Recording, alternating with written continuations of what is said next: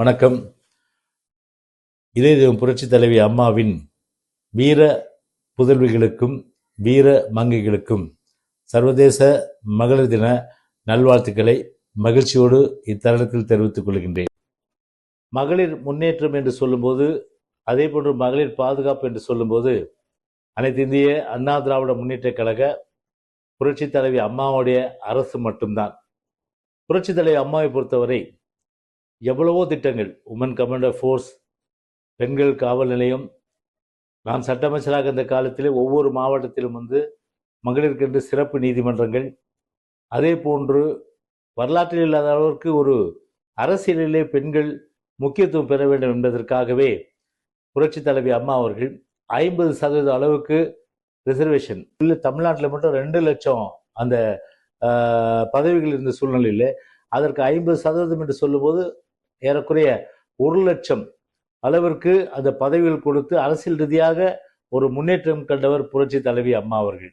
எனவேதான் இன்றைக்கும் சரி, புரட்சி தலைவி அம்மா அவர்கள் மறைந்தாலும் கூட ஒரு பெண்களினுடைய மகளினுடைய ஒரு போற்றக்கூடிய ஒரு தலைவியாக இன்றைக்கு விளங்கி வருகின்றார்கள். அவருடைய ஆட்சி காலத்திலே பார்த்தீங்கன்னா பிரத்யேகமாக பெண்களுடைய முன்னேற்றத்திற்காக பல்வேறு, அதாவது தொட்டில் குழந்தை திட்டம் முதல் கொண்டு அதே போன்று பல்வேறு திட்டங்கள் எல்லாம் கொண்டு வந்தார்கள். தாலிக்கு தங்கம் திட்டம், அதே போன்று ஸ்கூட்டிக்கு 50% அளவிற்கு மானியம், பெண்கள் தொழில் முனைவராக வருவதற்கு வேண்டிய அனைத்து சிறப்பு ஏற்பாடுகளையும் இதே புரட்சி தலைவி அம்மா அவர்கள் செய்து, அந்த அடிப்படையிலே ஒரு பெண்கள் போற்றுகின்ற ஒரு அரசு.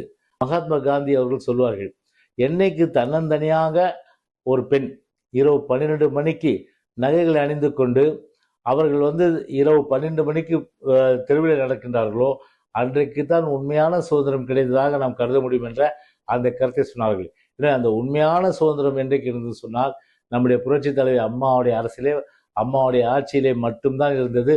ஆனால் இன்றைக்கு அது போன்ற நிலைமை இல்லை.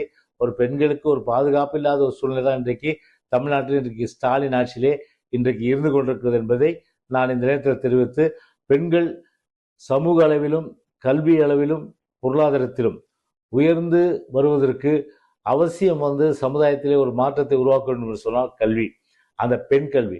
ஒரு குடும்பத்திலே ஒரு ஆண் கற்பதை விட ஒரு பெண் கற்றுவிட்டால் அந்த பெண், அந்த குடும்பம் மட்டுமல்ல, அந்த தலைமுறையே அந்த கல்வி கற்கின்ற ஒரு நிலை ஏற்படும். எனவே அந்த பெண் கல்வி என்பது மிக மிக முக்கியம்.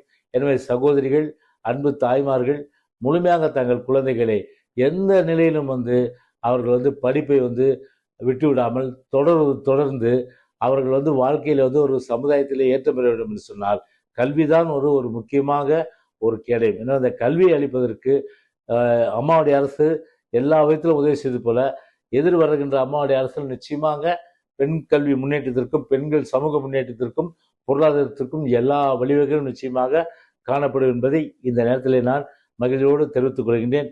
நன்றி, வணக்கம்.